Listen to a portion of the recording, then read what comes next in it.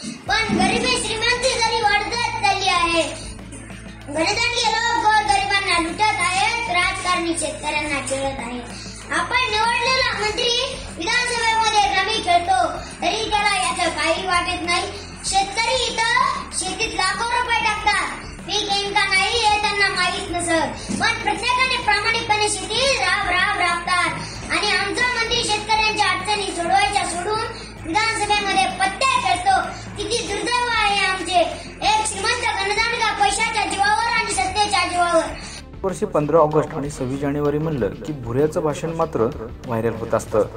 मात्र यावेळेस त्यानं एक वेगळी भूमिका मांडली आहे। तो म्हणाला की किती आमच्या देशाचं दुर्दैव आहे, कारण की शेतकऱ्याच्या अडचणी सोडून मंत्री मात्र विधानसभेत पत्ते खेळत आहेत। स्वातंत्र्य दिनी मात्र भोऱ्याचं कोकाटेवर चांगलाच निशाणा साधला आहे, कारण की रेवल गावातील जिल्हा परिषद शाळेतील 4थीच्या वर्गात शिकणाऱ्या कार्तिक वजीर उर्फ भोऱ्या या विद्यार्थ्याने स्वातंत्र्य दिनी केलेल्या भाषणाची आता चर्चा मात्र जोरदार सुरू आहे। नेमकं काय भाषण केलं हे तुम्ही पहा।